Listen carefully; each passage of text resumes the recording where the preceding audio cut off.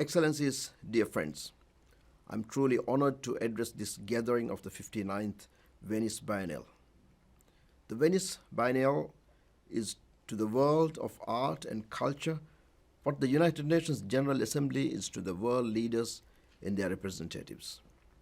The place where we come together to unite, to learn from one another, and to create partnerships for action. When I was campaigning to be the President of the General Assembly, hope stood out for me as a defining theme, a rallying call for a world faced with a myriad of challenges. Today's Hope Forum builds on this theme and my vision for which I'm deeply grateful.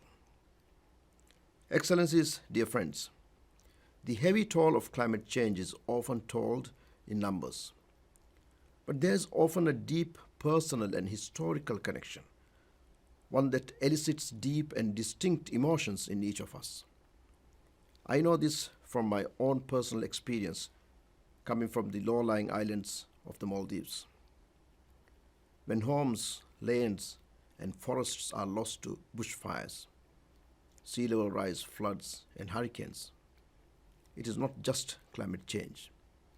It is a loss of security and stability, a loss of personal identity, memories, and ancestral connections.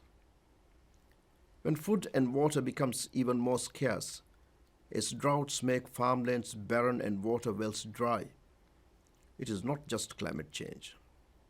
It is a loss of sustenance, health, financial stability, development, and peace.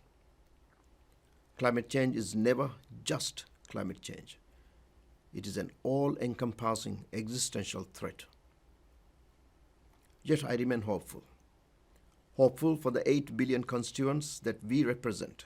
Hopeful against cynicism that discourages action. Excellencies, dear friends, by bringing together multilateral agencies, artists, and cultural practitioners, private sector arts patrons, philanthropists, and foundations and civil society for urgent action, today's convening paints a bright and hopeful future. Achieving our climate goals requires this strengthened coalition and coordination across all sectors, this partnership among all.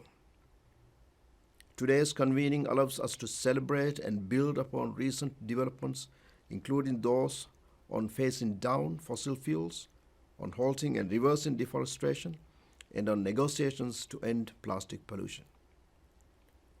But hope goes beyond the art of diplomacy and multilateralism. The art world can and should play a pivotal part in restoring the balance of our relationship with nature. Art possesses a transformational power. It can communicate global issues to the general public in a manner that is culturally rooted. It elicits change that is unique but potent at the same time. As such, artists have a responsibility for using their work for a greater purpose. We must value and protect art and culture as repositories of knowledge and experience, especially as our world grapples with unprecedented health and climate crises. Excellencies and friends, this Hope Forum can build momentum ahead of the high-level meeting on a moment for nature, which I will convene on July 19th. That meeting aims to galvanize urgent global commitments and actions to keep 1.5-degree target alive. I look forward to your messages of hope at this high-level debate. I hope you will join me and raise your voices once again to deliver the power of art towards a sustainable future for all. I thank you.